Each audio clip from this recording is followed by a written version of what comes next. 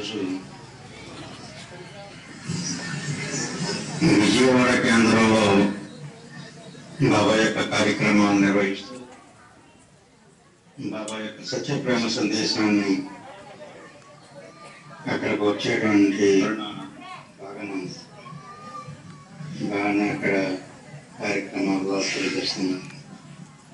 లేదంటే ఇక్కడ గురుదేవులు ఎదురుగా ఉండడం చేత సంకోచిస్తున్నట్టుగా అనిపించిందే తప్ప వివరణ బాగానే ఉంది.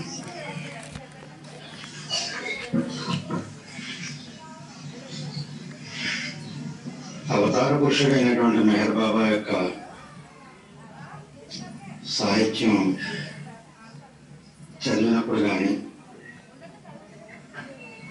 చదివినది తెలియజేస్తున్నప్పుడు కానీ ముఖ్యంగా ఒక విషయం గుర్తించుకోవాలి. ఏమంటే మెహర్ బాబా సాక్షాత్ భగవంతుడు అనేటువంటి విషయాన్ని ఎప్పుడు మరచిపోకూడదు. బాబా యొక్క ఒక సందేశాన్ని లేదా ఒక ఆదేశాన్ని లేదా ఒక ప్రవచనాన్ని లేదా ఒక తత్వాన్ని మనం చదువుకున్నప్పుడు అది అనుగ్రహించినటువంటి ఇచ్చినటువంటి వ్యక్తి భగవంతుడు అనేటువంటి అవగాహన మనకు ఉండాలి. అప్పుడు మాత్రమే ఆయన చెప్పినట్లుగా మనం అర్థం చేసుకోగలుగుతాము. మనం చదివినది ఇతరులకు కూడా ఆ విధంగా చెప్పగలుగుతాము. భగవంతుడు అని అంటే మన మధ్యలో అనేక స్థాయి భేదాలు ఉండేటువంటి మహాత్ములు అనిపిస్తూ ఉంటారు. గురువులు అనేటువంటి పేరుతో గురుత్వాన్ని వహిస్తూ అనేక స్థాయి భేదాలు కలిగినటువంటి వ్యక్తులు మనకు అనిపిస్తూ ఉంటారు. వారు ఆధ్యాత్మిక గ్రంథాలను పఠనం చేసి వాటిలో ఉండేటువంటి ముఖ్యమైనటువంటి విషయాలని మనసుకు పట్టించుకొని అవి వివరణాత్మకంగా వ్యాఖ్యాన రూపాలలో తెలియజేస్తూ ఉంటారు.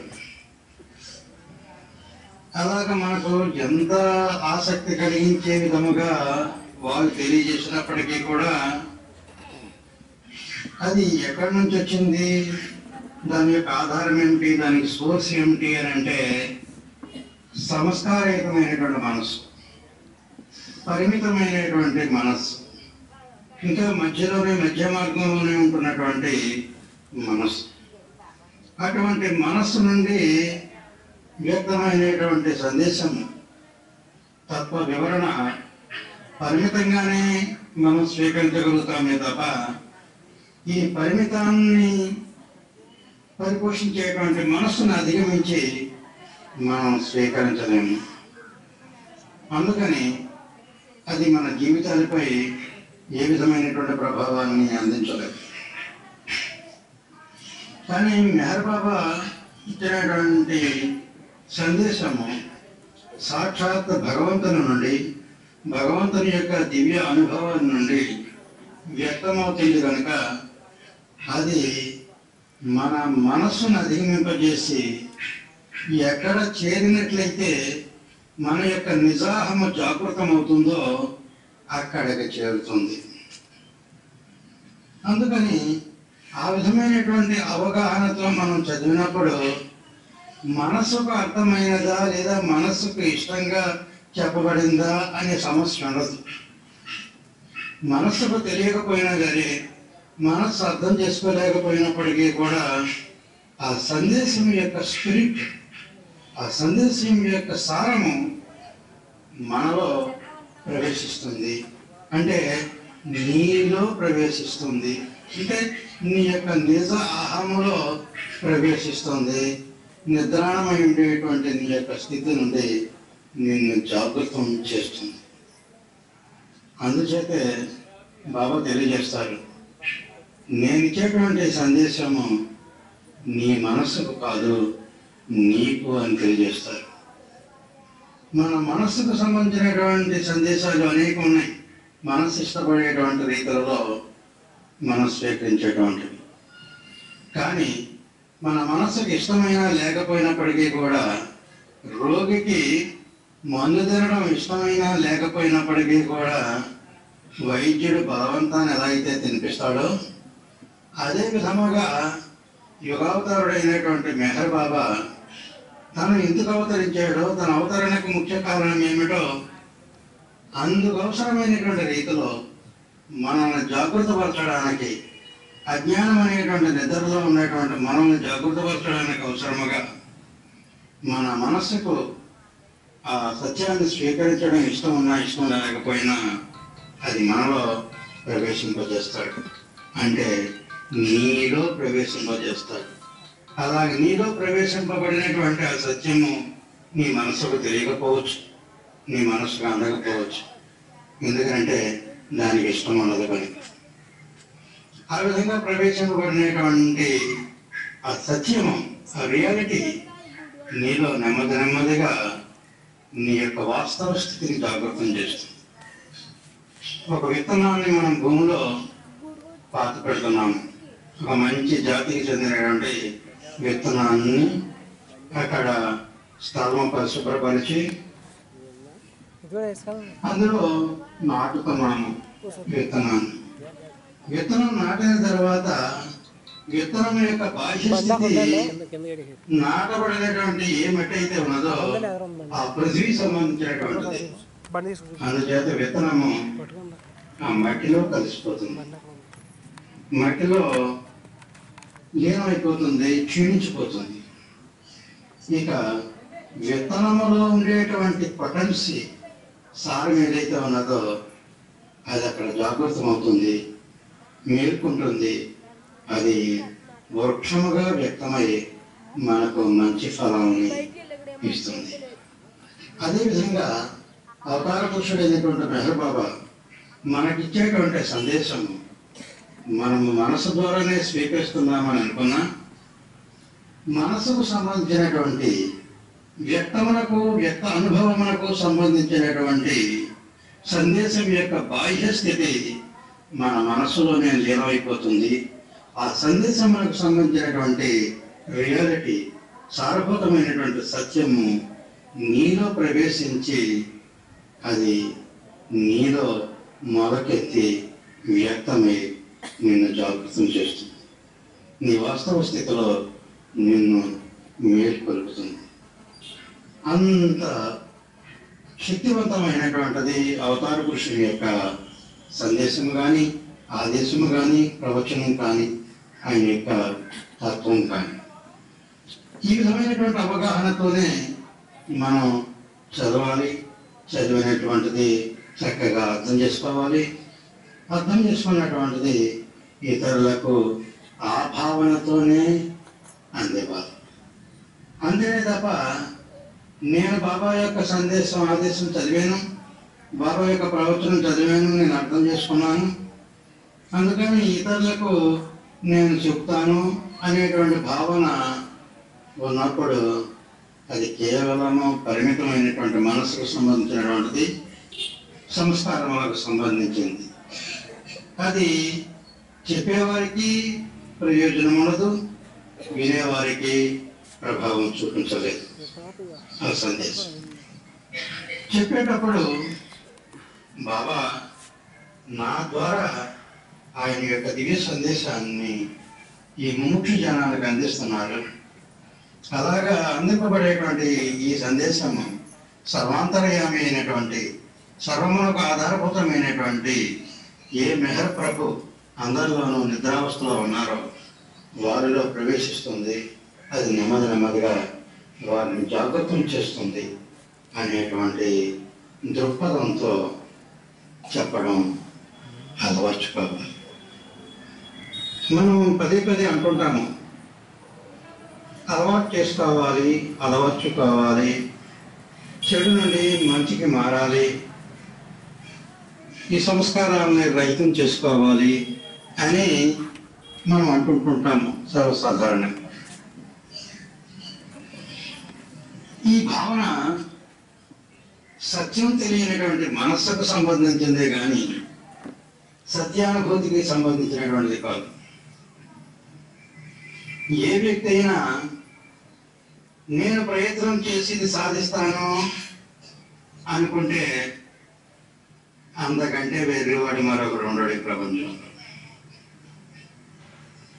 ఎందుకంటే అలా అనిపించేది సంస్కారములతో పరిమితమైనటువంటి పరిమిత మనస్సే కనుక దానిని దాటి నిన్ను ముందుకు వెళ్ళనివ్వదు. దాని యొక్క పరిధిలోనే నిన్ను కూర్చోబెడుతుంది. నువ్వు స్వప్నంలో ఉన్నప్పుడు, నిద్రావస్థలో నీవు కలగంటున్నప్పుడు, నీవు కలలో పొందేటువంటి అనుభవం నీకు ఇష్టం ఉన్నా ఇష్టం లేకపోయినా ఆ కళ నుండి నీవు మేలుకునేంత వరకు నీ మనస్సు ఏ స్వప్న ప్రపంచాన్ని సృష్టించి నీ చేత అనుభవింపజేస్తుందో దానిని దాటి నీవు అనుభవించదు. అది మంచి అయినా చెడైనా ఆ పరిధిలోనే నీవు అనుభవించాలి. ఆ పరిధిలోనే నీ ఉనికి ఉన్నది. కానీ వ్యక్తి ఆధ్యాత్మికంగా పురోగమించి ఉన్నటువంటి వ్యక్తి తన స్వప్నం యొక్క ఎరుక స్వప్నంలోనే కలిగి ఉన్నట్లయితే అప్పుడు తన యొక్క స్వప్న అనుభవము దుఃఖభూయిష్టమైనట్లయితే సుఖవంతంగా మార్చుకోగలుగుతాడు. అక్కడ పరిస్థితి వాతావరణము ఏ విధమైనది అయినప్పటికీ కూడా అది సుఖవంతంగానే మార్చుకోగలుగుతాడు. స్వప్నంలో భయపెట్టేటువంటి ఒక క్రూర జంతువు నీకు తారబడినప్పుడు ఆ కళలో కలిసిపోయినటువంటి వ్యక్తి, కళ యొక్క పరిణితికి లోనే అనుభవిస్తుండేటువంటి వ్యక్తి పులిని చూసి భయపడతాడు, పారిపోతాడు ఆ పులి నుండి తప్పించుకోవాలని. కానీ స్వప్నంలో ఎదుర్కొన్నటువంటి వ్యక్తి అయితే అక్కడ స్వప్నంలో తాల్చబడేటువంటిది క్రూర జంతువు అయినప్పటికీ కూడా దాని యొక్క స్వభావాన్ని మార్చగలుగుతాడు. దాని యొక్క స్వభావాన్ని, ఆ క్రూరత్వాన్ని సాధుత్వంగా మారుస్తాడు. చక్కగా పులితో ఆడుకుంటాడు. అక్కడ పులి లేకపోలేదు, పులి ఉన్నది, అది క్రూర జంతువే. కానీ తన పరముగా మాత్రము అది సాధువుగా మారిపోతుంది అక్కడ. ఎందుకనంటే స్వప్నంలో తనకు ఎరుక ఉన్నది కనుక. ఎరుక ఉన్నటువంటి అనుభవం ఏం తమాషా చేస్తుంది? ఇదంతా నా అనుభవం కొరకు నా మనసు కల్పించుకునేటువంటి కాల్పనిక ప్రపంచము ఈ స్వప్న ప్రపంచము. అందుచేత ఈ స్వప్న ప్రపంచానికి నేనే ఆధారము, నేనే ఆశ్రయము. పులిలో ఉన్నది నేనే, కుక్కలో ఉన్నది నేనే, ఇతర మనుషుల్లో ఉన్నది నేనే.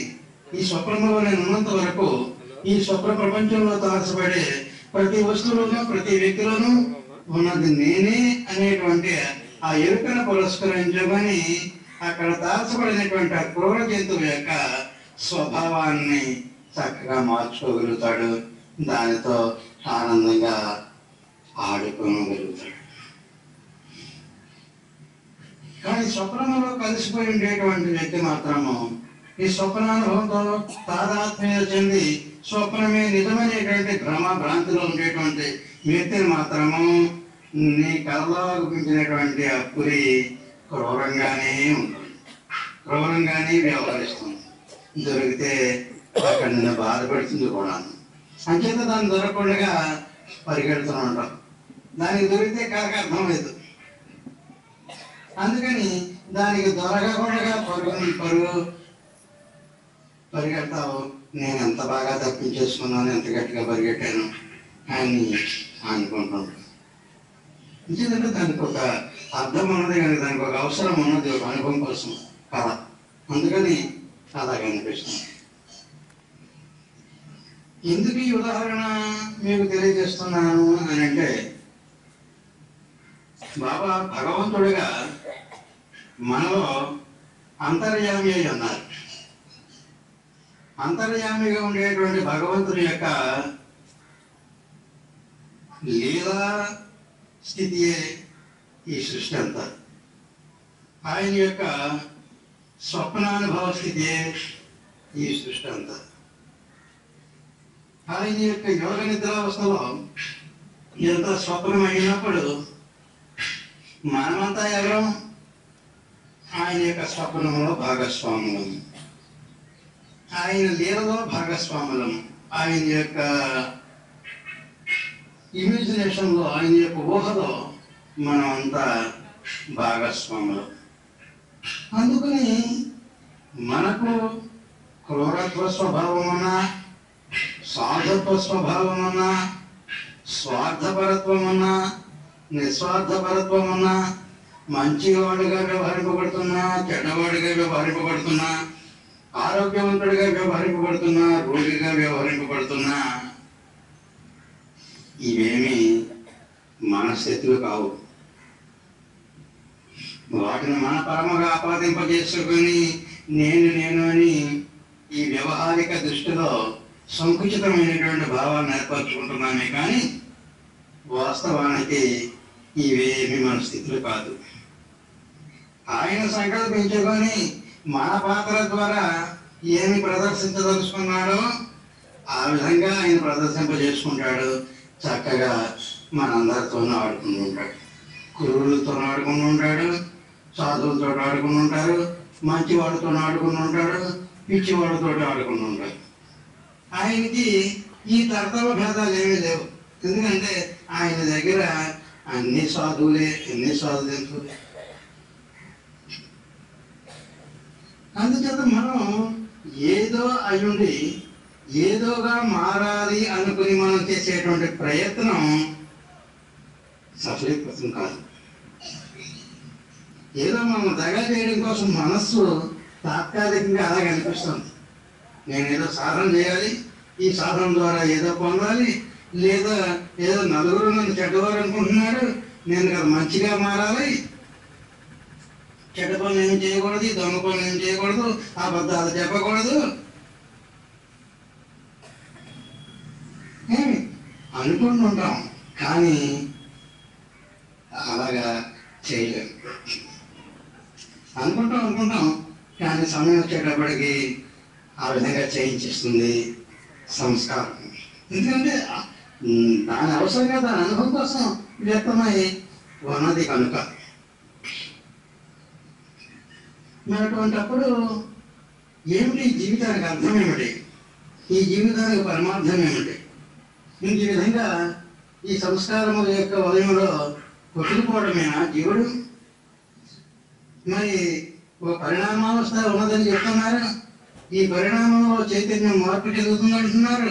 చైతన్యంపై ముద్రితమైనటువంటి సంస్కారం యొక్క ప్రభావం తగ్గుతుందంటున్నారు. సంస్కారాలు సన్నగిలతాయి అంటున్నారు. ఇలా సంస్కారాలు సన్నగిలడం ద్వారా మనం చెడ్డవాళ్ళగా ఉన్నటువంటి వాళ్ళు మంచివాళ్ళగా మారిపోతామంటున్నారు. మరి ఇదంతా ఎలా సాధ్యము అనిపిస్తుంది. నిజానికి దీనికి పరిష్కారం అగుపించదు. బాబా చెప్పినటువంటి ఈ తత్వం యొక్క అవగాహన నిజమైనట్లయితే మనం ఏం చేయడానికి సమర్థమై ఉంటాము? అసలు మన ఇచ్చే ఏ విధంగా నెరవేరుతుంది? మనం ఏదో అనుకుంటాము, ఏదో జరుగుతుంది. జరిగిపోయిన తర్వాత ఏదో తప్పు చేశాను, ఇలా కాకుండా అలా చేస్తుంటే మంచి జరగనేమో అనిపిస్తుంది.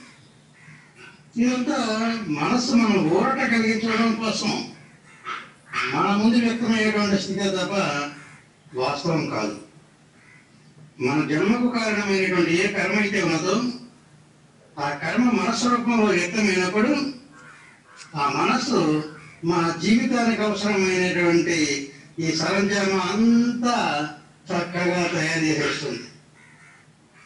దాన్ని అనుసరించే మనం జీవింపజేస్తుంది, దాన్ని అనుసరించే మన చేత ఆలోచింపజేస్తుంది, మన చేత మాట్లాడింపజేస్తుంది, మన చేత తదితరమైనటువంటి ఇతర పనులన్నీ చేస్తుంది. దాని నుండి మాత్రం తప్పించుకోనివ్వదు.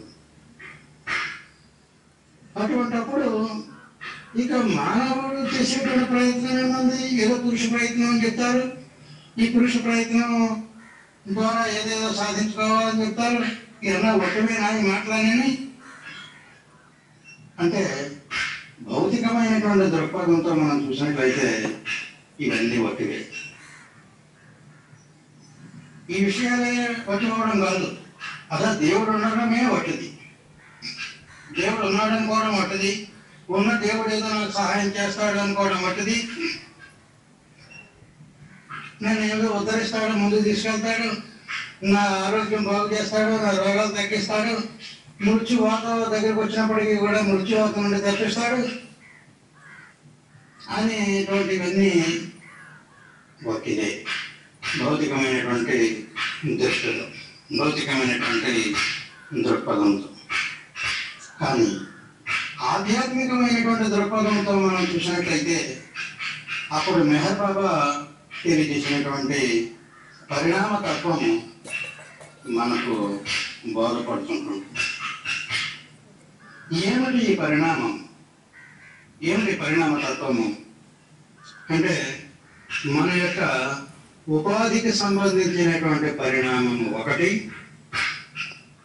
తర్వాత మన బుద్ధి కుశలతకు సంబంధించిన ఇంటలెక్ట్కి, మనసు భాగమైనటువంటి లేదా అంతఃకరణలోనే ఒక భాగమైనటువంటి ఈ బుద్ధి కుశలతకు సంబంధించినటువంటి పరిణామం ఒకటి, చైతన్యం యొక్క పరిణామం ఒకటి.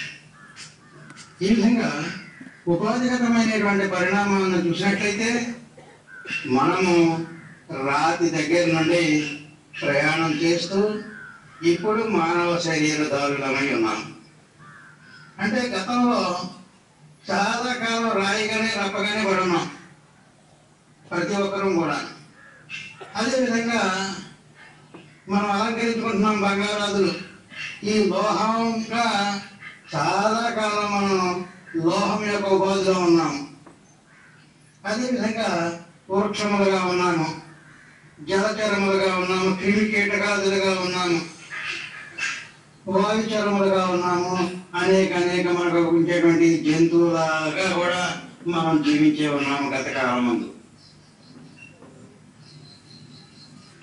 ఈ ఉపాధులన్నింటినీ వాటి యొక్క అనుభవాలని పొంది పొంది పొంది పొంది ఒక్కొక్క ఉపాధిని విడిచిపెట్టి తర్వాత అనుభవం కోసం మరొక ఉపాధిని తీసుకుంటూ ఈ పరిణామంలో ఇప్పుడు మానవులము అనిపించుకునేటువంటి ఈ స్త్రీ పురుషులుగా మనం ఉన్నాము.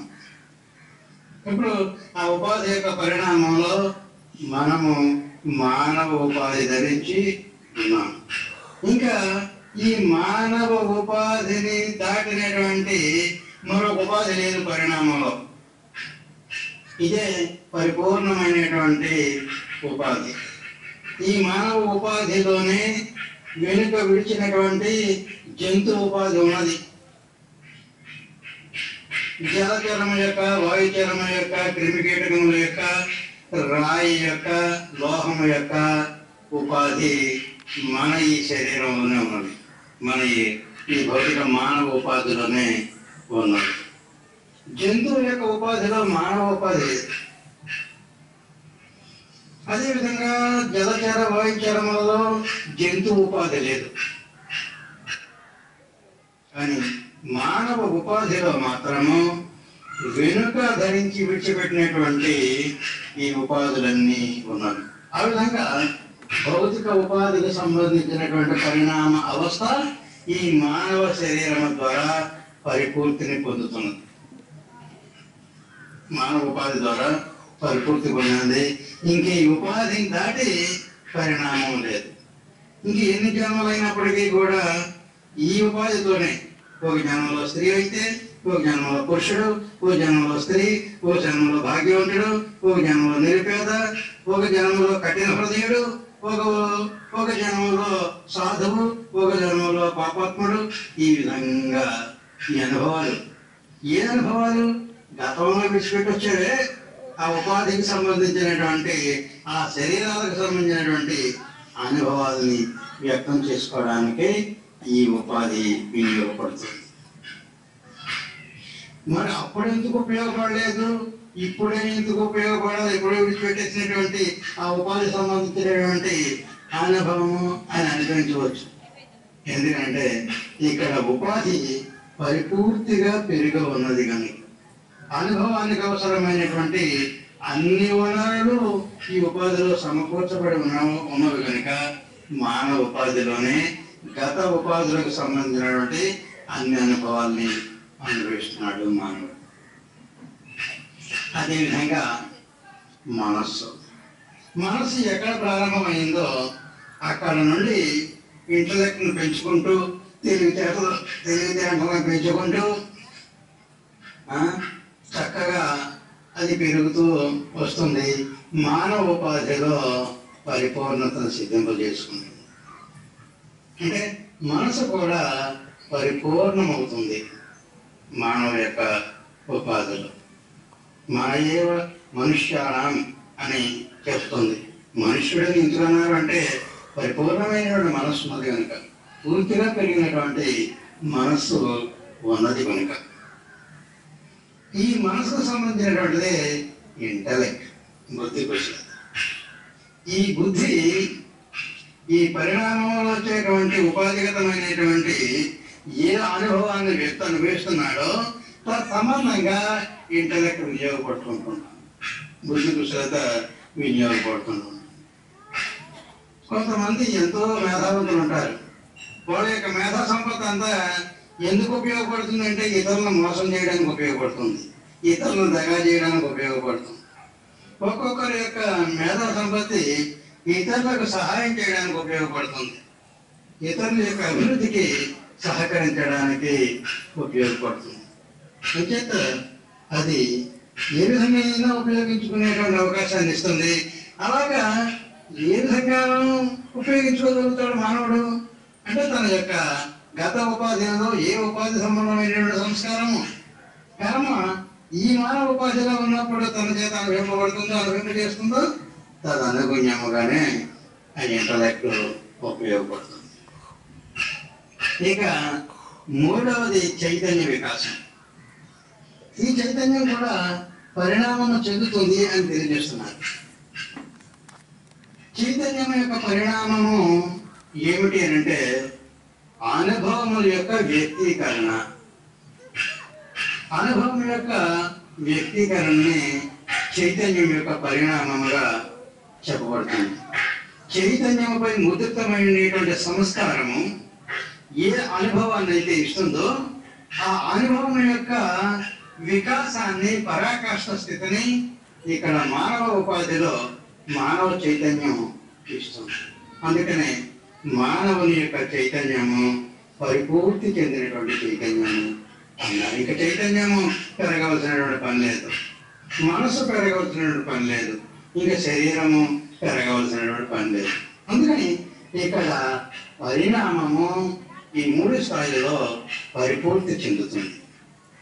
అలా పరిపూర్తి చెందుతూ వచ్చేటువంటి స్థితులలో మనతో పాటు దేవుడు కూడా ప్రయాణం చేస్తూనే వస్తుంది.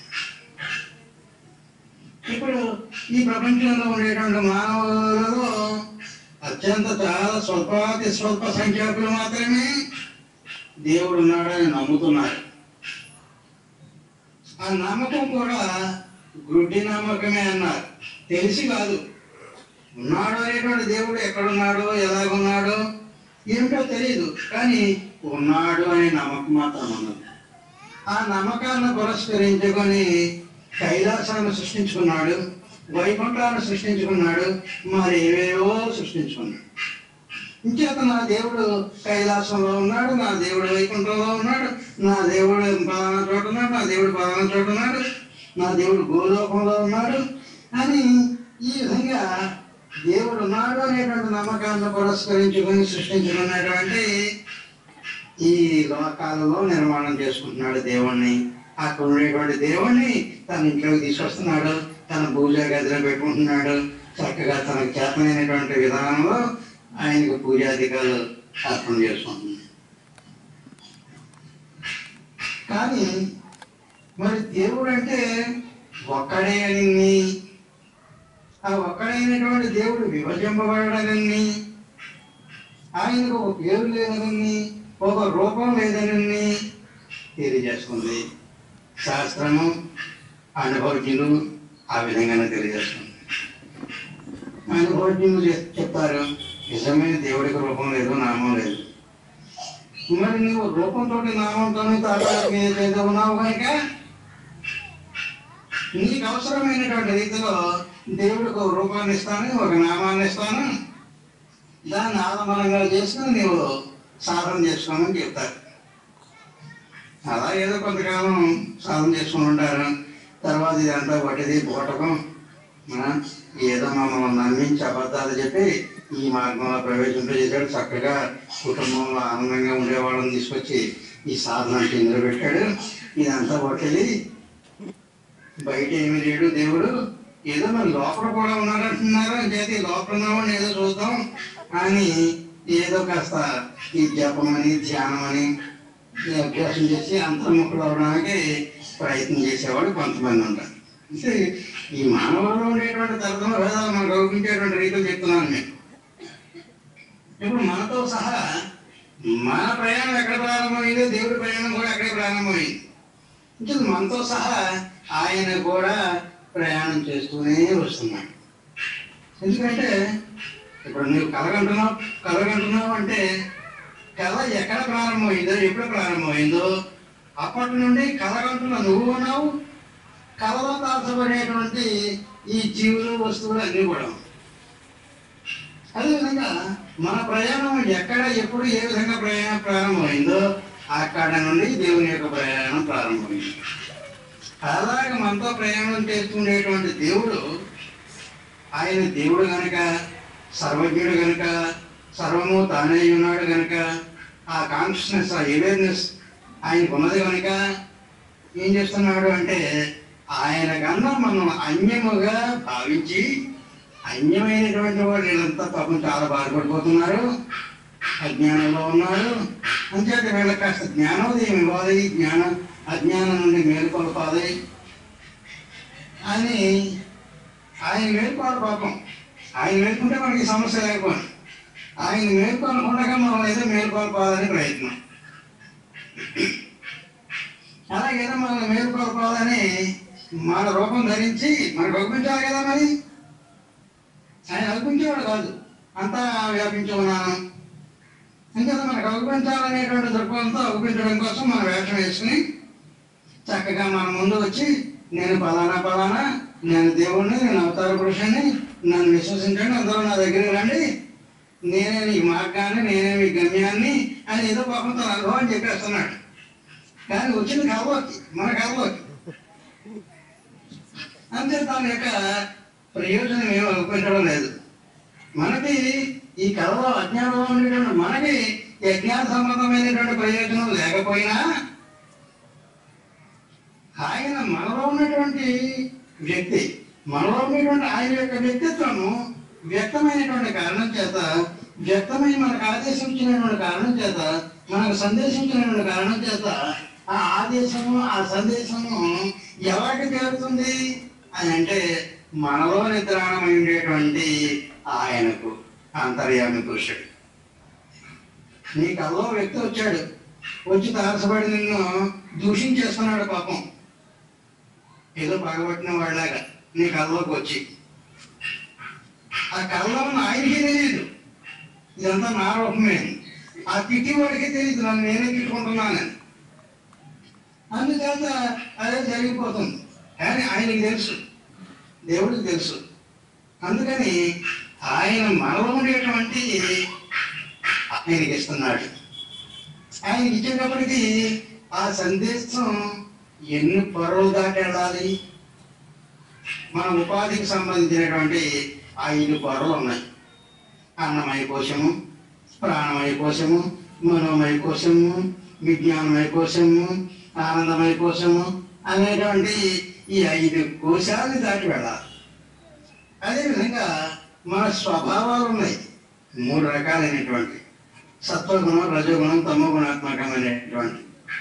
వీటిని దాటుకుంటూ పాపం ఆయన ఇచ్చినటువంటి సందేశం అక్కడికి చేరాలి. అలాగే నెమ్మదిగా ఏదో ఒక జన్మలో ఒక పొర దాడుతుంది, లేదా ఏదో పొరను టచ్ చేస్తుంది, మరొక జన్మలో ఆ పొర కాస్త దాటుతుంది, మరి కొన్ని జన్మలు గడిచిపోయిన తర్వాత కొన్ని పొరలు అలాగే దాటుకుంటూ పెడుతుంది. అదే బీజము అన్నారు Meher Baba. The seed, I have come to sow the seed of love in your hearts అన్నారు Meher Baba. I have come to sow the seed of love in your hearts. మీ హృదయాలలో ఈ ప్రేమ బీజాలు నాటడం కోసం నేను వచ్చాను అన్నాడు. నేను వచ్చాను అంటే ఇప్పుడు వచ్చాను అని అర్థం కాదు. పూర్వం నుంచి నేను అందుకోసమే వస్తున్నాను. జరాష్ట్రగా వచ్చాను, రాముడిగా వచ్చాను, కృష్ణుడిగా వచ్చాను, బుద్ధుడిగా వచ్చాను, యేసుక్రీస్తుగా వచ్చాను, మొహమ్మద్గా వచ్చాను, మెహర్ బాబాగా వచ్చాను. అంటే నేను వచ్చాను అంటే అప్పటి నుంచి ఆయన వస్తూనే ఉన్నాడు. వచ్చినప్పుడల్లా ఈ బీజం వేస్తున్నాడు. ఆ బీజం మన యొక్క ఈ పొరలు, యజ్ఞానపు పొరలు, ఈ తెరలను దాటి ఈ అంతర్నిహితంగా ఉండేటువంటి ఆ అంతర్యామాన్ని చేరేటువంటి స్థితికి వచ్చేటప్పటికి మనలో ఈ మార్పులు జరుగుతున్నాయి. అందుకని ఈ ప్రపంచ మానవాళిలో స్వల్పాతి స్వల్ప సంఖ్యలో దేవుడు ఉన్నాడు అనేటువంటి విశ్వాసం తెలిసినా తెలియకపోయినా ఎందుకుంటుంది అంటే ఆ బీజం కాస్త ఏదో అక్కడ చేరిందనమాట. అలాగే దేవుడు ఉన్నాడు అనుకునేటువంటి వాడు ఈ దేవుడు ఇలా ఉంటాడు, ఈ విధంగా సహాయం చేస్తాడు, ఈ రూపంలో నాకు సహాయాన్ని అందిస్తాడు అనుకునేటువంటి వాళ్ళకి ఇంకొంచెం ముందుకు వెళ్ళింది అనమాట. అంతర్నిహితంగా కాదు, దేవుడు బయట ఎక్కడ లేడు, నా అంతర్యామిగానే ఉన్నాడు, నా హృదయంలోనే ఉన్నాడు, నా హృదయంలో ఉండేటువంటి ఈ అక్షర వర్గాలని వీటిని కాస్తంత బయటకు పంపించేస్తే ఆయన దొరకవచ్చు అని ఏదో కళ్ళు మూసుకుంటున్నాడు, చెవులు మూసుకుంటున్నాడు, మాట్లాడడం మానుతున్నాడు, మన ఏదో ఇంద్రియాలు బహిర్ముఖంగా ఉండేటువంటి ఇంద్రియాలు అంతర్ముఖపరచుకుని ఏదో సాధారణ సంపత్తి చేసుకుంటున్నాడు. అలా చేసుకునేటువంటి వాళ్ళ వాళ్ళు వేసేటువంటి బీజం, అవతార పురుషుడు వేసినటువంటి బీజం ఇంకొంచెం ముందుకు వెళ్ళిందని అర్థం. ఈ విధంగా ఆయన కాలానుగుణ్యముగా వ్యక్తమై అవతారుడై మానవాళికి అందించేటువంటి ఈ సహాయం, ఈ ప్రేమ సహాయం నెమ్మదిగా జాగ్రత్త పరిచేటప్పటికీ మనలో ఏమవుతుంది? దేవుడు ఉన్నాడు అనేటువంటి విశ్వాసము, ఆ దేవుడు మెహర్ బాబా అనేటువంటి విశ్వాసము, ఇంకా గట్టిగా నమ్మకం. మెహర్ బాబా దేవుడు అవునో కాదో నాకు తెలియదు కానీ మనకు మాత్రం గట్టిగా నమ్మకం మెహర్ బాబా దేవుడు.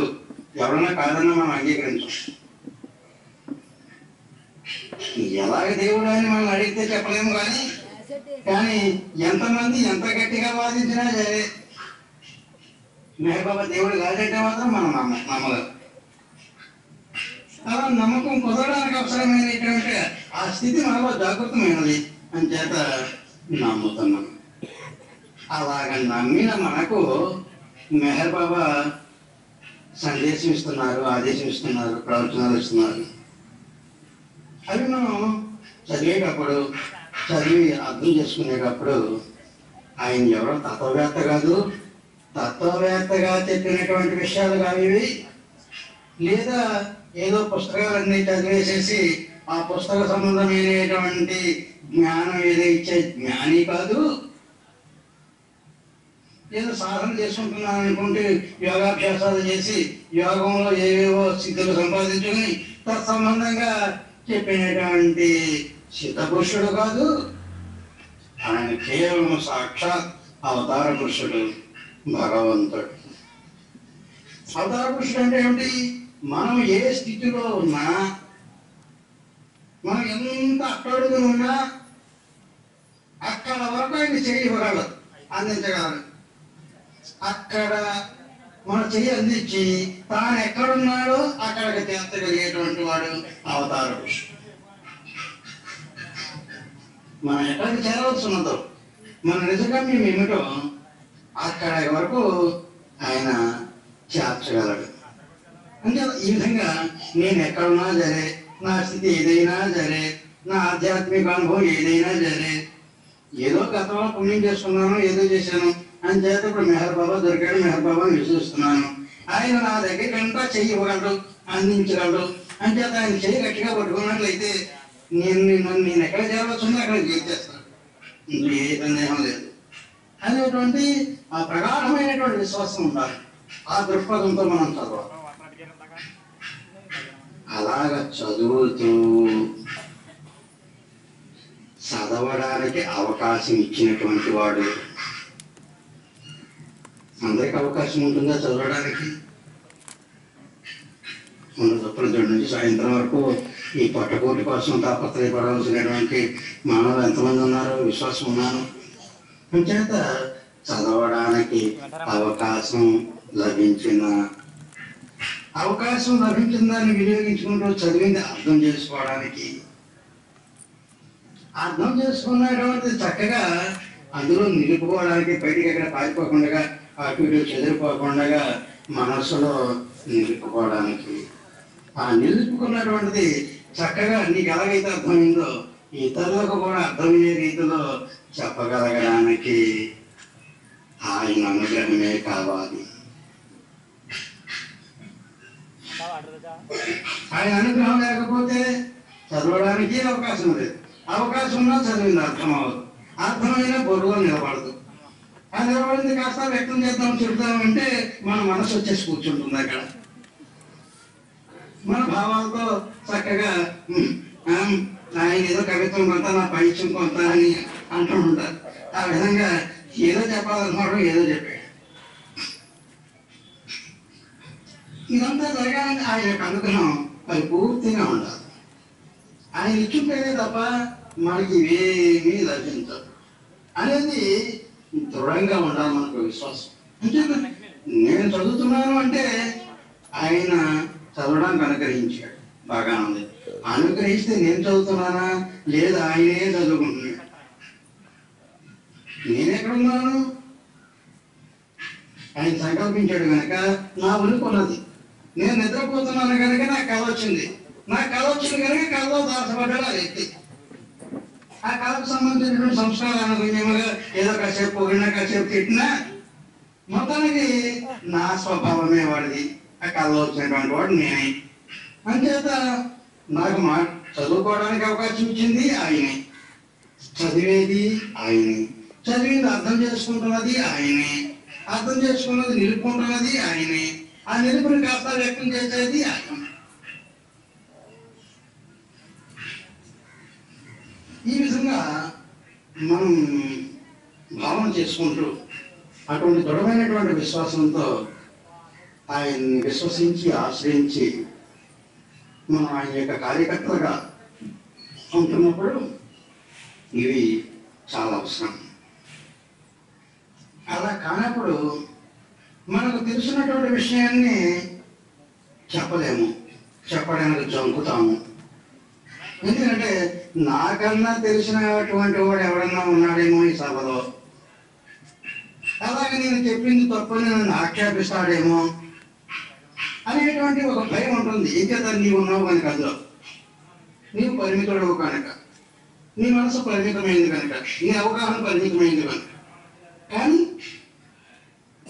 చెప్పేదే భగవంతుడు, చెప్పడానికి అవకాశం ఇచ్చిందే భగవంతుడు అనేటువంటి ప్రగాఢమైనటువంటి విశ్వాసం ఉన్నప్పుడు ఇంకా జంకు గుంపు లేకుండా, ఎందుకంటే ఆయన కంటే తెలిసినటువంటి వాడి ప్రపంచంలో ఉండడానికి అవకాశం లేదు. నిజంగా అవతార పురుషుడు అయితే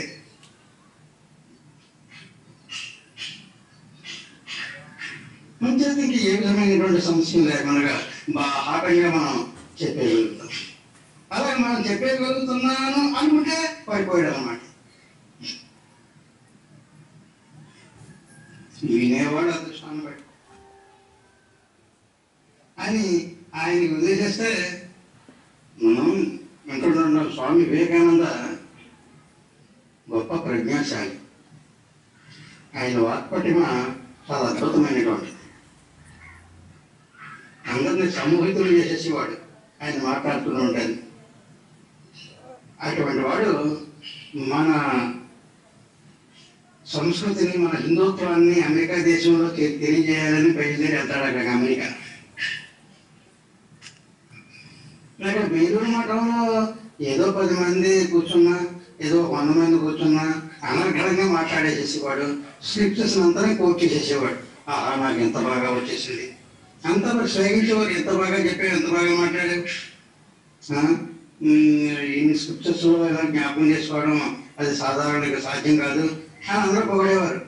నిజమే అనుకున్నవాడు పాపమే ఇదంతా. ఆ స్వల్ప సంఖ్యాకుల్లో మాట్లాడేటువంటి విధంగా తను చెప్పాలని అమెరికా దేశం విశ్వమత సమ్మేళనానికి వెళ్ళాడు ఆయన. ప్రపంచ మతాలన్నీ అక్కడ సమ్మేళనం అయితే అక్కడ మన హిందూ మతాన్ని గురించి హిందూ తత్వాన్ని గురించి చెప్పడానికి ఆయన వెళ్ళాడు. వచ్చేప్పటికి ఈయన కూడా పేరు వేశారు సంభాషకుల్లో ఒకరు. ఆ జనసందోహాన్ని చూశాడు. వేలాది మంది, అనేక మంది, అనేక పెద్ద పెద్ద తత్వవేత్తలు, పెద్ద పెద్ద బిరుదులు ఉన్నటువంటి వాళ్ళు, ఇదేమో వెస్టర్న్ ఫిలాసఫీ, పాశ్చాత్య తత్వశాస్త్రము, ప్రాచ్య తత్వశాస్త్రం, ఆ పోషణ బట్టి వాళ్ళు పోసినటువంటి వాళ్ళు వీళ్ళందరూ వీళ్ళ దగ్గర నేను మాట్లాడగలను అనుకున్నాడు. అనుకునేవాడు. ఏమైతేనేమి ఆ పేరు వచ్చింది. స్వామి వివేకానంద భారతదేశం నుంచి వచ్చారు, ఆ భారతదేశం సంబంధించిన వేదాంత సందేశాన్ని మనకు వినిపిస్తారు అని ప్రకటన చేశారు. ముచ్చెవట్లు పోసేసింది. ఇంకా మాట రాదు, ఏం చెప్పాలో తెలియదు.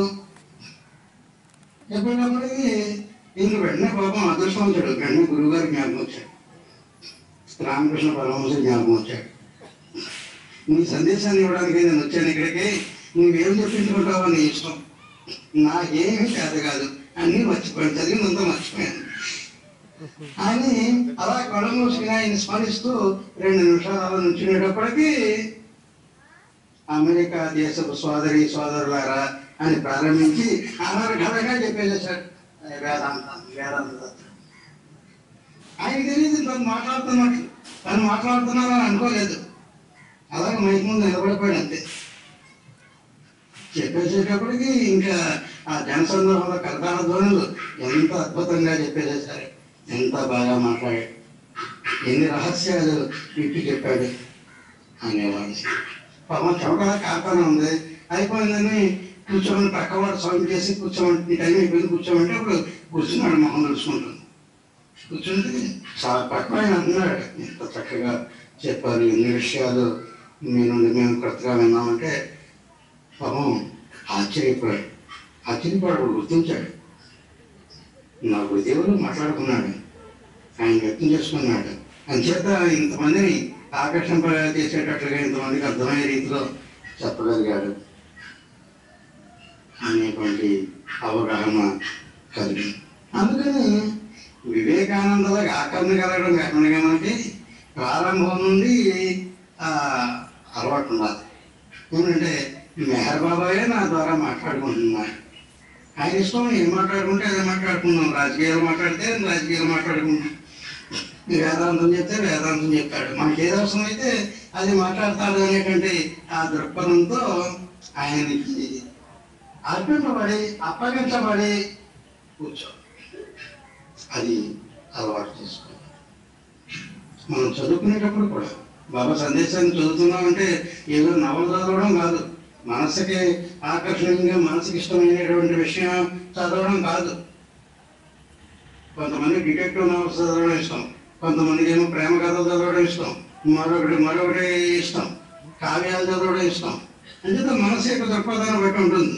అంచేత బాబా యొక్క సత్యప్రేమ సందేశం ఈ మనసుకు సంబంధించింది కాదు, ఆత్మకు సంబంధించింది. అందుకని నేను చదువుతున్నాను, నా ఇష్టానుగుణ్యంగా చదువుతున్నాను అనుకోవడం కాదు. ఆయన చదువుకుంటున్నాడు, ఆయన అర్థం చేసుకుంటాడు, ఆయన నాలో నేర్కోవాల్సినటువంటిది. అందుకని ఈ పని అంతా ఆయనదే అయినప్పటికీ ఎంత తేలికైపోతాం చూడండి. అసలు ఏ తలనొప్పి ఉండదు, ఏ బాధ ఉండదు, ఏ బరువు ఉండదు. ఆ విధంగా ఆయనకి అర్పణాభావంతో ఉండాలి. అందుకే బాబా అంటారు, నన్ను ప్రేమించండి అంటారు. ఆయన సాధన చేయమంటే చెయ్యాలి, ఆయన ఏం చేయమంటే అది చెయ్యాలి. కానీ సాధన వల్ల ఏదో సాధిస్తాను అనుకుంటే నీవు పొరపాటు. మరి ఎందుకు చేయాలి? నేను చేయమన్నాను కనుక, ఇంకేదో నాకు విధేయత కావాలి. నీ నుండి నేను కోరేది విధేయతను. అంచేత నేను సాధన చేయమన్నాను కనుక సాధన చేయడమే. అంచేత సాధన చేసేది నేనే, చేయించేది నేనే.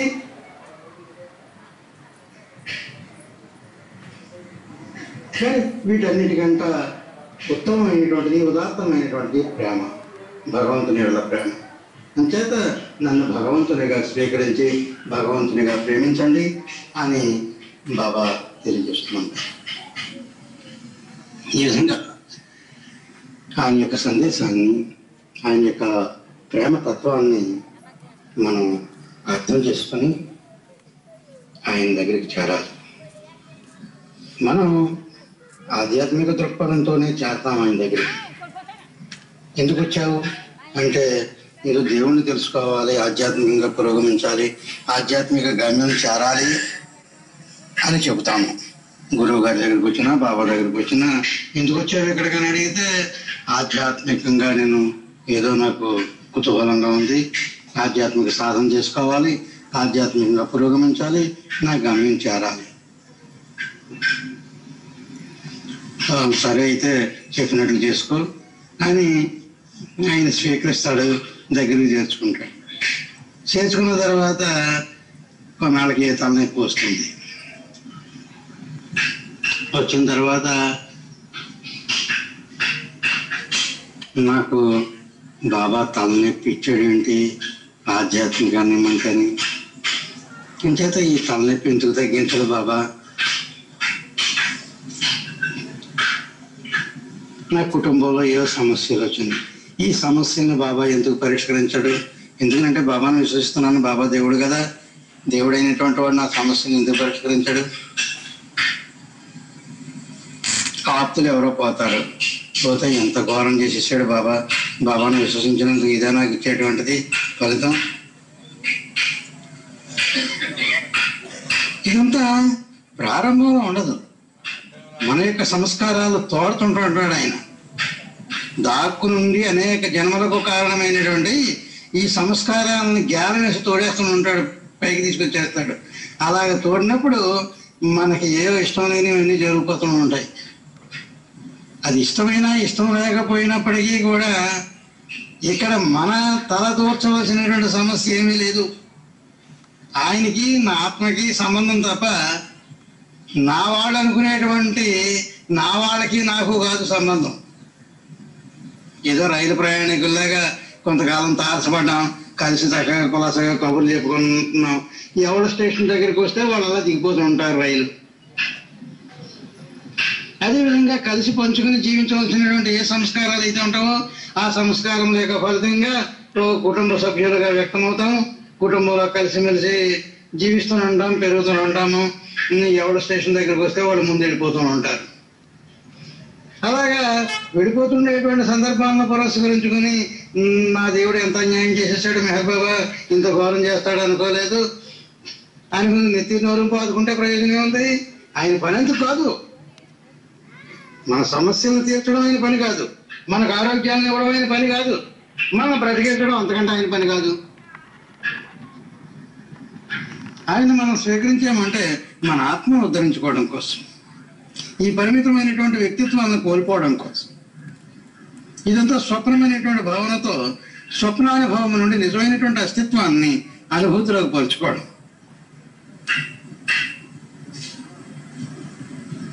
అటువంటి సహాయాన్ని మనం బాబా నుండి ఆశించినప్పుడు దేనికి వ్యాకులపడం. బాబా అంటారు, నీకు మనస్సు ఉంది, కుటుంబం ఉంది, సంసారం ఉంది, సంసారితమైనటువంటి బాధ్యత ఉన్నవి, అంచేత వ్యాకులు పడకుండా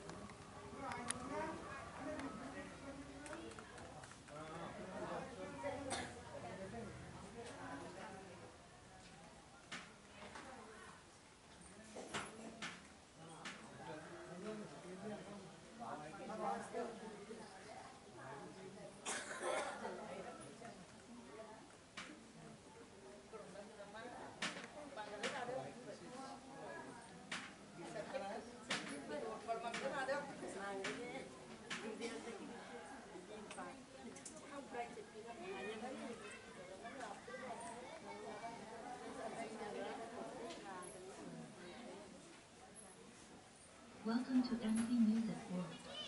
The Bluetooth device is ready to pair.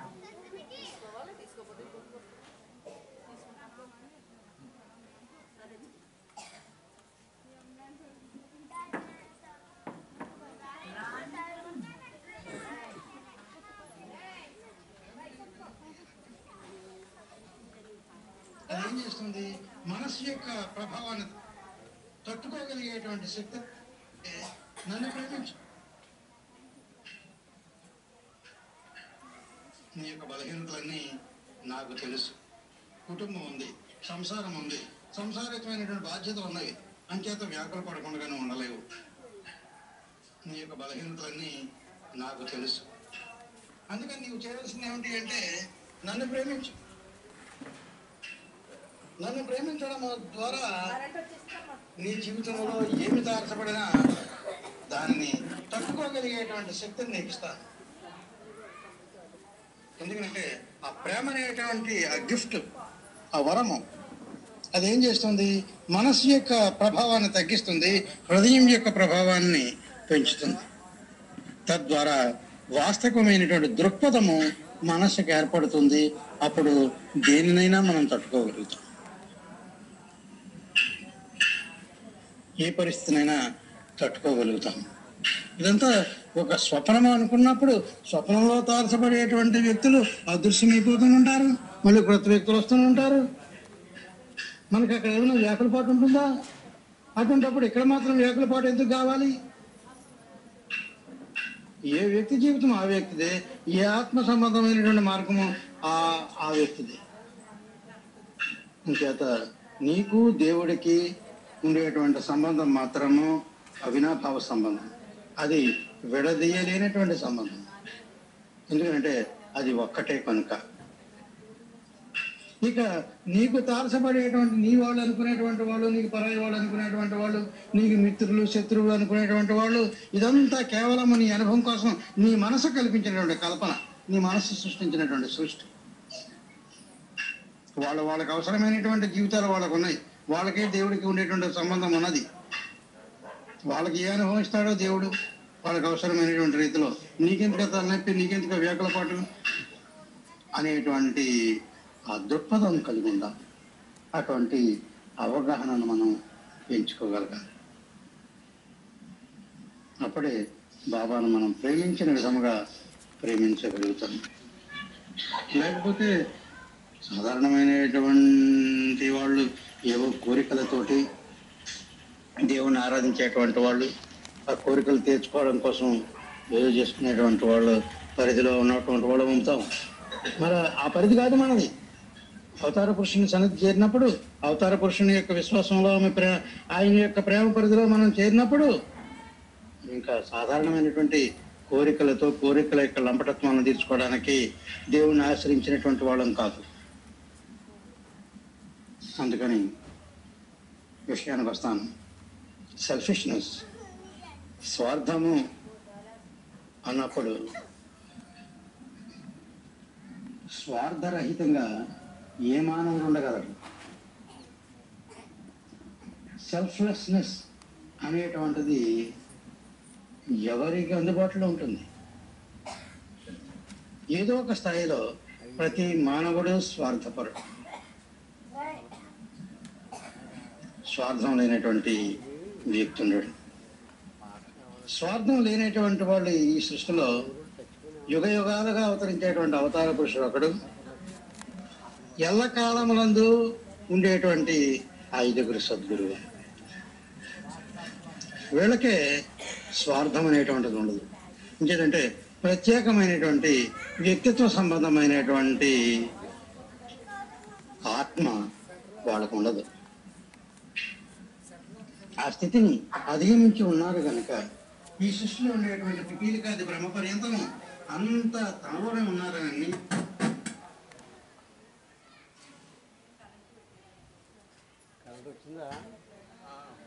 అన్నిటిలోనే ఉన్నది తానే అనేటువంటి విషయానికి వస్తాను. సెల్ఫిష్నెస్, స్వార్థము అన్నప్పుడు స్వార్థరహిత ఆ దృక్పథం కలిగి ఉండాలి. అటువంటి అవగాహనను మనం పెంచుకోగలగాలి. అప్పుడే బాబాను మనం ప్రేమించిన విధంగా ప్రేమించగలుగుతాం. లేకపోతే సాధారణమైనటువంటి వాళ్ళు ఏవో కోరికలతోటి దేవుని ఆరాధించేటువంటి వాళ్ళు, ఆ కోరికలు తీర్చుకోవడం కోసం ఏదో చేసుకునేటువంటి వాళ్ళు పరిధిలో ఉన్నటువంటి వాళ్ళు ఉంటాం. మరి ఆ పరిధి కాదు మనది. అవతార పురుషుని సన్నిధి చేరినప్పుడు, అవతార పురుషుని యొక్క విశ్వాసంలో ఆయన యొక్క ప్రేమ పరిధిలో మనం చేరినప్పుడు ఇంకా సాధారణమైనటువంటి కోరికల యొక్క లంపటత్వాన్ని తీర్చుకోవడానికి దేవుణ్ణి ఆశ్రయించినటువంటి వాళ్ళం కాదు. అందుకని విషయానికి వస్తాను. సెల్ఫిష్నెస్, స్వార్థము అన్నప్పుడు స్వార్థరహితంగా ఏ మానవుడు ఉండగలడు? సెల్ఫ్లెస్నెస్ అనేటువంటిది ఎవరికి అందుబాటులో ఉంటుంది? ఏదో ఒక స్థాయిలో ప్రతి మానవుడు స్వార్థపరుడు. స్వార్థం లేనటువంటి వ్యక్తి ఉండడు. స్వార్థం లేనటువంటి వాళ్ళు ఈ సృష్టిలో యుగ యుగాలుగా అవతరించేటువంటి అవతార పురుషుడు ఒకడు, ఎల్లకాలములందు ఉండేటువంటి 5 సద్గురువు. వీళ్ళకే స్వార్థం అనేటువంటిది ఉండదు. ఎందుకంటే ప్రత్యేకమైనటువంటి వ్యక్తిత్వ సంబంధమైనటువంటి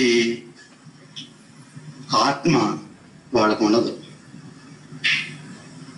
ఆ స్థితిని అధిగమించి ఉన్నారు గనక ఈ సృష్టిలో ఉండేటువంటి పిపీలికాది బ్రహ్మ పర్యంతము అంత తనలోనే ఉన్నారని, అన్నిటిలోనే ఉన్నది తానే అనేటువంటి ఎరుక నిరంతరము ఉంటుంది కనుక వాళ్ళకి ఈ సంకుచితమైనటువంటి స్వార్థం ఉండేటువంటి అవకాశం లేదు.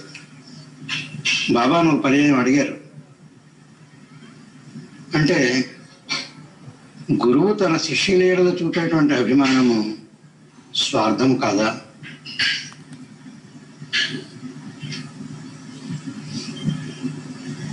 అని.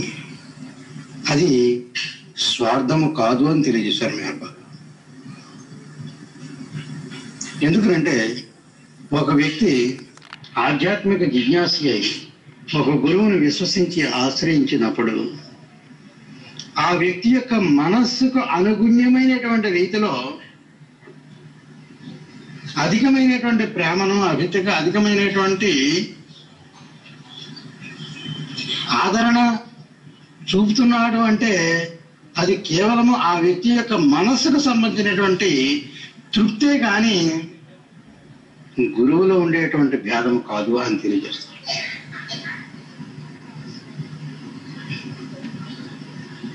ఎందుకంటే స్వప్నంలో తాల్చబడేటువంటి వ్యక్తులందరూ కూడా అక్కడ తరతమ భేదములు కలిగి వాళ్ళ స్వభావములు వ్యక్తం చేసినా స్వప్నానుభవం పొందుతుండేటువంటి వ్యక్తి యొక్క దృష్టిలో వాళ్ళంతా సమానమే. వాళ్ళందరి యొక్క ఉనికి తనే, వాళ్ళందరిలో ఉన్నది తాను, తనలోనే వాళ్ళందరూ వ్యక్తమైంది. అదేవిధంగా దైవీ సంబంధమైనటువంటి అనుభవములో, దైవీ ఎరుకలో ఈ సృష్టిలో అగుపించేటువంటి తరతమ భేదములు ఏ ఉన్నప్పటికీ కూడా భగవంతుని యొక్క దృష్టిలో, అవతార పురుషుని యొక్క దృష్టిలో, సద్గురువు యొక్క దృష్టిలో అందరూ సమానమే. ఒకరు ఎక్కువ లేదు, ఒకరు తక్కువ లేదు. వారు వ్యక్తమయ్యేటువంటి వ్యక్త స్థితులను పురస్కరించుకొని వారికి తరతమ భేదాలు ఉన్నవి తప్ప గురువుకి తరతమ భేదం ఉండదు. అందరూ సమానమైనటువంటి దృక్పథము కలిగి ఉంటారు. అందుకని భేద భావము అన్నప్పుడు ఈ భేదము మనస్సు కలిగినటువంటి మనిషి యొక్క స్వభావానికి సంబంధించిందే కానీ శిష్యుని పట్ల గురువు ఇచ్చేటువంటి అనుగ్రహము కాదు అని అర్థం చేసుకోవాలి. దీన్ని చిన్న ఉదాహరణ ఇచ్చారు మెహర్ బాబా. సూర్యుడు ప్రకాశిస్తున్నాడు. సూర్యుడు తన ప్రకాశించడంలో ఏ విధమైనటువంటి భేదము లేదు. కానీ ఆయన యొక్క ప్రకాశము మనకు అందకుండా వేసుకున్నటువంటి మన గొడుగుల యొక్క తరతమ భేదాలను పురస్కరించుకొని ఆయన యొక్క కాంతిని వేడిని మనం స్వీకరించగలుగుతాం. ఆయనలో ఏ భేదభావము లేదు, అంతటా సమానంగానే ఆయన ప్రశంసింపజేస్తున్నాడు ఆయన యొక్క వెలుతురుని. అందుకని మెహర్ బాబా ప్రేమికులమై ఉన్నటువంటి మనము మన యొక్క స్వభావాల రీత్యా, మన యొక్క మానసిక దృక్పథాల రీత్యా తరతమ భేదాలు కలిగి ఉన్నా, తరతమైనటువంటి భేద దృష్టిలో కూడినటువంటి స్థితులు మనం కలిగి ఉన్నా, బాబా యొక్క దృష్టిలో మనం అంతా సమానమే. ఆయనలో మనం సమభాగస్తులమయ్యే ఉన్నాము. అందులో ఒకరికి ఎక్కువ భాగం, ఒకరికి తక్కువ భాగం ఇచ్చేవాడు కాదు ఆయన. మనం సమభాగస్తులమయ్యే ఉన్నాము.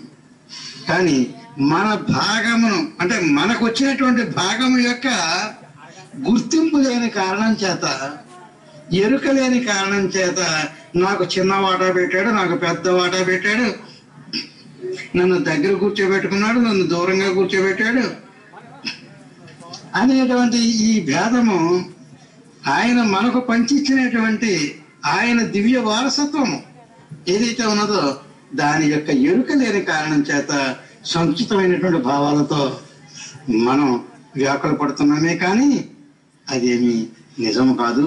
అందరికీ ఆయన సమమే. ఈ సృష్టిని అంతనే అనుగ్రహించడానికి, ఉద్ధరించడానికి అవతరించినటువంటి దేవదేవుడు, అవతార పురుషుడు మెహర్ బాబా. ఆయన అనుగ్రహము అంతా సమానమే అయినప్పటికీ కూడా ఆయనను ప్రేమించే రీతిలో అందరము సమానంగా ఆయన్ని ప్రేమించలేము. అందుకని మన ప్రేమలో ఉండేటువంటి తరతమ భేదాలను పురస్కరించుకొని ఆయన అనుగ్రహం కూడా తరతమ భేదాలు కలిగి ఉంటుంది అనుకోకూడదు. ఎందుకంటే మనము ఏ పరిధిలో, ఏ పరిమితిలో ఆయనను ప్రేమించవలసినటువంటి అవసరం ఉన్నదో ఆ పరిధిలో ఆయన ఉంచాడు. మనం అంచేత మన కర్తృత్వం ఏమో ఉన్నది. అంచేత మనకు చేతనైనటువంటి రీతిలో, మనకు అవకాశం ఉన్నటువంటి రీతిలో ఆయన్ని మనం ప్రేమించడం. ఒక్కొక్కరు గంటల తరబడి ధ్యానాలు చేసేవాళ్ళు ఉన్నారు. కొంతమంది ఏదో 5 నిమిషాలు 10 నిమిషాలు ధ్యానం చేసుకునేటువంటి వాళ్ళు ఉన్నారు. ఈ ధ్యానం అవకాశం లేనటువంటి వాళ్ళు ఏదో లేచినప్పుడు కృష్ణారామ అనుకునేటువంటి వాళ్ళు, పరుండేటప్పుడు కృష్ణారామాన్ని ఆవలించుకుని నిద్రపోయేవాళ్ళు ఎంతోమంది ఉన్నారు. ఆ మాత్రం చాలు.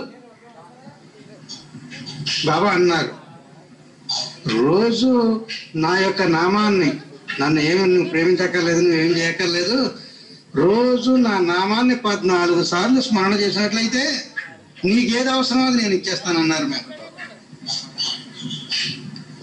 గంటల తరబడి నిరంతరం జ్ఞాపకం ఉంచుకోవాలని నేను చెప్తున్నా, కనీసం 14 సార్లు. పోనీ అయ్యో 14 సార్లు కూడా స్మరించడానికి నాకు సమయం లేదంటావా? ఒక్కసారి చాలు. రోజుకొక్కసారి బాబా అని పిలువు చాలు. ఇది ఎవరి కోసము అంటే ఈ మినహాయింపు. అనేక సార్లు స్మరణ చేసుకోలేనటువంటి వాళ్ళు, గంటల తరబడి కూర్చొని అదే పనిగా ధ్యానాలు చేసుకోలేనటువంటి వాళ్ళు, మరి ఏదో పని పాట చేసుకోవాలి, బాధ్యతలు ఉన్నాయి, కుటుంబాలు ఉన్నాయి. అందుచేత ఎవరికి ఎంత అవకాశం ఉంటే ఆ ప్రాప్తికి తనను ప్రేమించమని. ఇంకా నేను నీకు ఏది ఇవ్వాల్సినటువంటి అవసరం ఉన్నదో, ఏది ఇవ్వడానికి ఉద్దేశించి నేను వచ్చానో అది నీకు సంక్రమింపజేస్తాను అని బాబా హామీ ఇచ్చారు. చేత ఏమి వ్యాకుల పడవద్దు. ఎవరు వ్యాకుల పడకుండా మనకు ఉండేటువంటి వనరులను పురస్కరించుకొని, మనకుండే అవకాశాలను పురస్కరించుకొని, మనకు ఉండడం అంటే ఆయన ఏ అవకాశం ఇస్తే అది, ఎంత అవకాశం ఇస్తే అది, ఏ వనరులు ఇస్తే ఆ వనరులు, వాటి ద్వారా బాబాను మనం స్మరణ చేసుకుంటూ ప్రేమిస్తూ మన జీవితం జీవిస్తున్నట్లయితే, అంటే ఆయన ప్రేమికులుగా మనం జీవిస్తున్నట్లయితే తద్వారా మనం ఆయన యొక్క అనుగ్రహానికి పాత్రలం అవుతాము. ఆయనలో ఐక్యత అనుభవాన్ని మనం పొందనగలుగుతాం. ఈ విధమైనటువంటి అండర్స్టాండింగ్ దృక్పథం ఉండాలి.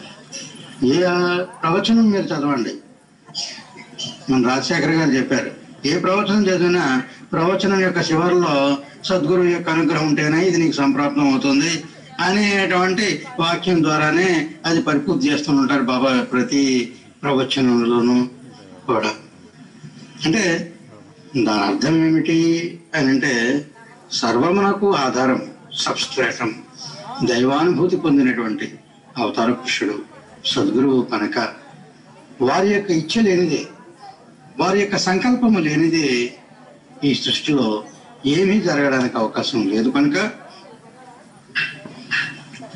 వారి యొక్క అనుగ్రహాన్ని పొందడానికి ఇదంతా వారి యొక్క ఇష్టానుగుణంగా జరుగుతుంది అనేటువంటి ఆ భావన మనలో ఉంటే చాలు అంటారు. మేము అందుకోసం చెప్పేది, అంతే తప్ప గురువుల కోసం వెతుక్కోమని చెప్పడం కాదు. ఇతర శాస్త్రాలలోనూ చెప్తుంది ఇంకేదంటే ప్రతి అనుభవానికి ప్రతి విద్యకు గురువు కావాలి, అదేవిధంగా ఆత్మ విద్యకు కూడా గురువు కావాలి అని. అది మనకు వేళ మీద అయిపోయింది. అంచేత ఎక్కడైనా సరే మనకు గురువులు దొరుకుతారు, ఒక కాసుకు ఒక గురువు. అంచేత ఈ గురువులు వెతుక్కోమని ఆయన అభిప్రాయం కాదు, బాబా యొక్క దృక్పథం. సద్గురువు కావాలనేటువంటి దృక్పథం కాదు. ఎందుకంటే వారి యొక్క దివ్య అనుభవములో మనమంతా భాగస్వాములమై ఉన్నాము కనుక మన యొక్క శక్తి యుక్తులన్నీ కూడా వారి స్వాధీనంలో ఉన్నవి కనుక వారి సంకల్పానుగుణ్యముగానే మనం ఏమైనా చేయగలం. చదవాలన్నా చదవగలం, వినాలన్నా వినగలం, ఈ అనుభవాన్నైనా పొందాలైనా పొందగలం. అంతా స్వార్థపరుడు అనుకుంటున్నా స్వార్థరహితంగా జీవించాలంటే ఆయన సంకల్పించాలి. ఆయన సంకల్పంలో ఆయనలో భాగస్వాములమైనటువంటి మనకు అవకాశాన్ని ఇవ్వాలి. మన పాత్ర ద్వారా వేషం వేసుకుని ఆయన పరిపోషింపజేసుకోవాలి. ఈ విధంగా ఏ ప్రవచనం చేద్దామన్నా మనం అర్థం చేసుకోవాలి. అర్థం చేసుకుని నిరంతరము బాబా యొక్క స్మరణలో ఉండడం అంటే నిరంతరం బాబా బాబా బాబా బాబా అనుకోవడం కాదు. ఏది చదివినా సరే చదవడానికి అవకాశాన్ని ఇచ్చేది ఆయనే, చదివి అర్థం చేసుకునేది ఆయనే, ఆ చదువులో చెప్పేటువంటి మర్మము ఆయనే, అనుభవము ఆయనే. అటువంటి దృక్పథం కలిగి ఉన్నప్పుడు ఆయన్ని ఎప్పుడు మర్చిపోయి ఉంటాం కనుక. బాబా శిష్యుడు ఉండేవారు, ముఖ్య శిష్యుడు ఆదికే ఇరానీ గారు. మనమంతా విన్నప్పుడు ఏదో కాసేపు బాబా దగ్గర కూర్చోవడం, బాబా ప్రవచనాలు వినడం, తర్వాత ఆయన గురించి మాట్లాడుకోవడం, ఈ ప్రేమల గురించి ఎన్నెన్నో చెప్పుకోవడం, ఇదంతా చేస్తూనే ఉంటాం. ఈయన మాత్రం నిత్యం ఏదో పని, టైప్ చేయడము, రాయడము, ఉత్తరాలు రాయడము, వచ్చిన ఉత్తరాలకు జవాబు ఇవ్వడము, ఇంకా ఎడతెరిపి లేనటువంటి పని. ఇలాగా పాశ్చాత్యం వచ్చినప్పుడు వరుసగా ఒక వారం రోజులు చూశాడు పెద్ద మనిషి. మనం ఏదో బాబా దగ్గర కూర్చుంటున్నాము, బాబా చక్కగా ఆయన ఇచ్చిన సందేశాలు వింటున్నాము, ఇవన్నీ ఆనందం అనుభవిస్తున్నాం. ఈ ఆది చూస్తే నిరంతరం అలా పనిచేస్తూనే ఉంటున్నాడు. అసలు బాబాని గురించి అసలు తలుచుకుంటున్నాడా లేదా అన్ని సంశయం వచ్చింది ఆయనకి. వచ్చి ఆదిని అడిగాడు, ఏదో టైప్ చేసుకుంటుంటే, సారీ బ్రదర్ డిస్టర్బ్ చేస్తున్నాను అనుకోకు, నాకు వస్తున్న సందేహం, మేమంతా బాబాని ఇన్నిసార్లు స్మరణ చేస్తున్నాం, బాబాని గురించి ధ్యానం చేస్తున్నాం, బాబా సందేశాలన్నీ చదువుతున్నాం, మరి నువ్వు అసలు బాబా సందేశం చదివినట్టు తెలియదు, ఆయన గురించి తలుచుకున్నట్లు అనిపించదు, బాబా సందేశాలు ఇచ్చినప్పుడు దగ్గర ఉండవు అంటే ఆయన నవ్వుకొని, అంటే మీ దృక్పథం బాబా నాకంటే వేరైపోయి ఉన్నాడనా అన్నాడు. ఇంకేదంటే బాబా నాకు అన్యమై ఉన్నాడు అనేటువంటి భావం నాకు ఎప్పుడూ లేదు. అన్యమై ఉన్నాడు అనుకుంటేనే ఆయన దగ్గర కూర్చోవాలని తలంపు. నాకంటే వేరై ఉన్నాడు అన్నప్పుడు ఆయన నుండి ఏదో వినాలనే కోరిక. నాకంటే వేరైపోయి ఉన్నాడు అంటే ఆయన ఏదో సందేశం నేను తెలుసుకోవాలనేటువంటి కుతూహలం నాకు ఉంటుంది. నాకు ఎప్పుడు ఆ భావం లేదే, నా నుండి ఆయన వేరై ఉన్నటువంటి లేదే. నిరంతరం నేను లేచిన మొదలు పరుండేంత వరకు ఆయన పని చేస్తున్నాను, బాబా పని చేస్తున్నాను, బాబా గురించే ఉత్తరాలు రాస్తున్నాను, బాబా గురించే టైప్ చేస్తున్నాను. అసలు బాబా నా నుండి ఎప్పుడు వేరే ఉన్నారు కనుక బాబాని తలపెట్టడానికి. ఆయన సమాధానం చెప్పేటప్పటికి బాబు కళ్ళు తిరిగిపోయి వేస్తున్నారు. ఆశ్చర్యపోయాడు. అలాగా బాబా దగ్గర ఉన్నవాళ్లే కాదు, మనం కూడా నిరంతరం బాబాలోనే ఉన్నాం. మనము బాబాలోనే జీవిస్తున్నాం. మనలో బాబా ఉన్నారు నిద్రాణమై. అందుకని మనం ఏ పని చేసినా, నిద్రపోతున్నా బాబాలోనే ఉన్నాం, బాబా పనే చేస్తున్నాం. మేలుకుంటున్నా బాబా పనే చేసుకున్నాం, ఆహారం తీసుకుంటున్నా బాబా పనే చేస్తున్నాం. అన్ని పనులు కూడా బాబాయే చేస్తున్నాడు, బాబా పనే చేస్తున్నాం అనేటువంటి ఆ భావన మనం పెంపొందింపజేసుకుంటే ఏ వ్యాకుల పాటు ఉండదు. బాబా నిత్యం మనకు నిత్య సహచరుడై ఉంటాడు బాబా. ఇలాగా అవగాహన చేసుకున్నట్లు మనం చదివింది సార్థకం అవుతుంది, విన్నది సార్థకం అవుతుంది. అంచేత చెప్పేవాడు బాబాయే, వినేవాడు బాబాయే. ఇంకా చెప్పింది అర్థం అవ్వలేదు అనే సమస్య మనకు అక్కర్లేదు.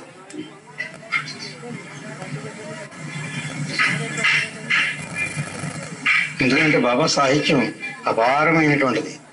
సముద్రానికైనా ఒక అంతు ఉంటుంది, కానీ బాబా సాహిత్యానికి అవధులు లేవు. ఎంత లోతుకు వెళ్ళి తరిచి చూసినా ఇంకా మిగిలిపోయే ఉంటుంది. అందుకని మనం ఎంత స్వీకరిస్తే అంత. అయిపోయిందా?